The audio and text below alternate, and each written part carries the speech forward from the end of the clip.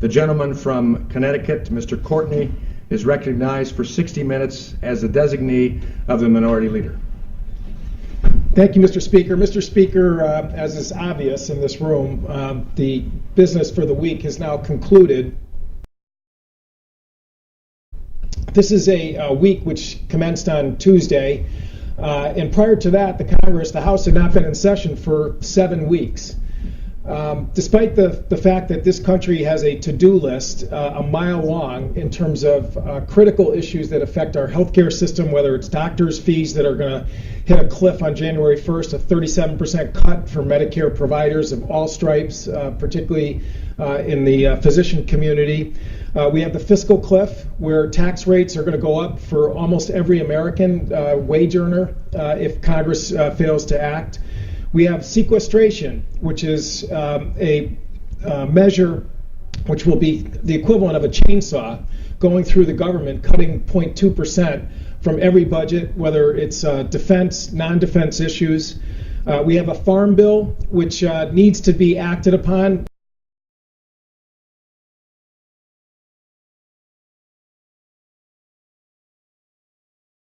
Mr. Gohmert is recognized for 60 minutes as the designee of the Majority Leader.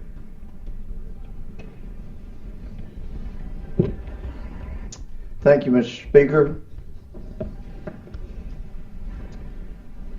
There are so many problems in the world. There are so many problems here in America. There are so many things that are being hidden, kept secret, that need to have sunlight hit them and come to be known, because sunlight truly is an illumination of not only facts but creates cleanliness when shining light comes upon things that have been hidden.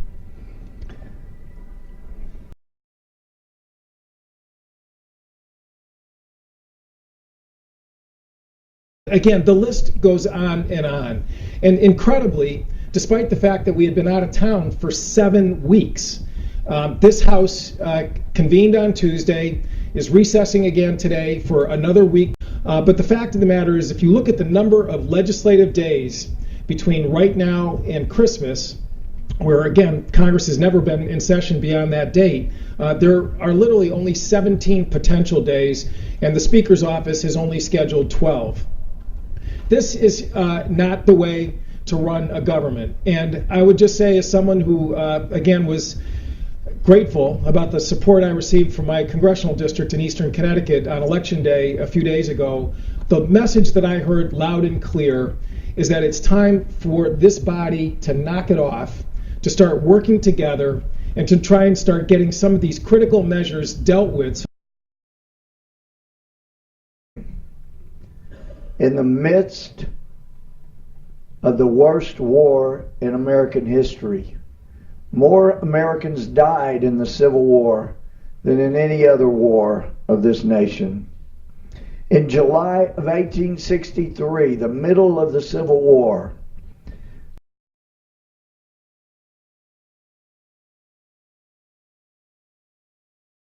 the Senate passed a farm bill, a bipartisan farm bill, on June 19th.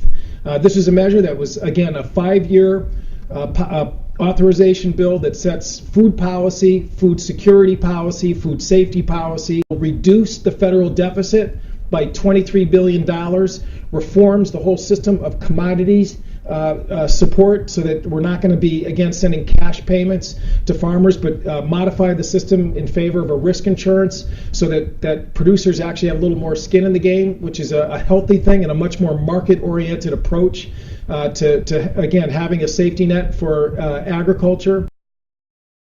And again, a $23 billion reduction to the deficit in terms of the last farm bill. That was done on June 19th. Since then, the House leadership has refused to bring a farm bill to the floor, despite the fact that the House Agriculture Committee, which I sit on, actually passed a bipartisan measure. So it was teed up and ready for action here on the House floor. And yet, we have gone 5 months since the Senate acted.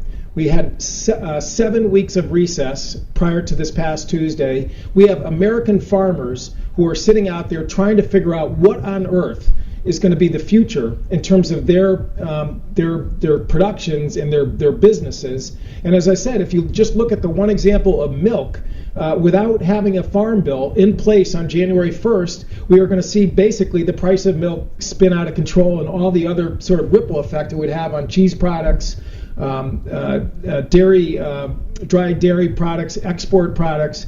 This is not the way to treat, in my opinion, some of the hardest working people in America, who, by the way, have actually been one of the brightest spots in terms of our economy and economic growth since 2009. Again, rather than leaving today, what we ought to be doing is taking the Senate bill, which is a bipartisan bill, putting it on the floor, doing our job, work at least partially as hard as the dairy farmers and the other farmers across America who don't have the luxury of calling a recess in terms of their operations, and get this done. Just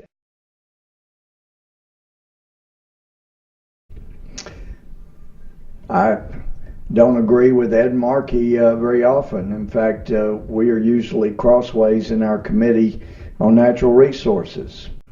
Louie Slaughter, she didn't let a bunch of my amendments through when she was rules chair. But then Carolyn Maloney, she thinks we should eliminate those private guns, and I believe the Second Amendment should be enforced. There are people like the president who was born in Hawaii but was not educated for his early years, is not aware of so much of the history that many of us grew up being taught. There was nothing I ever did in the womb to deserve to be born. Now, the Senate has also passed a measure regarding the Bush tax cuts.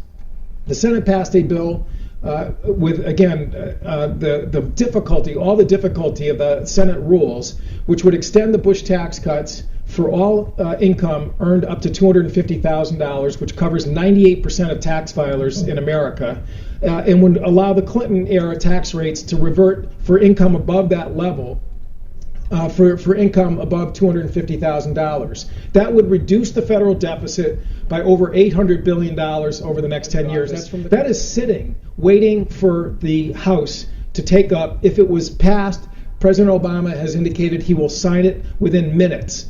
And that would basically diffuse sequestration, which is that chainsaw that's sitting out there, which if we don't get $1.2 trillion of deficit reduction in place by January 1st, sectors and programs, critical programs, whether it's FEMA, whether it's the Department of Defense, will no longer be subject to that cutting process, which is going to go into effect on January 1st.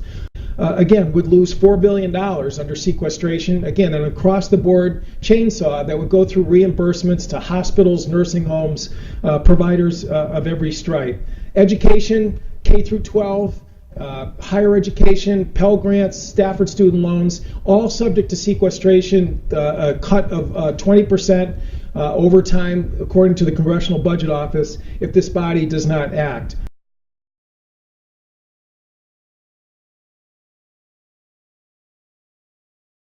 Mr. Speaker, pursuant to Senate Concurrent Resolution 60, 112th Congress, I move that the House do now adjourn.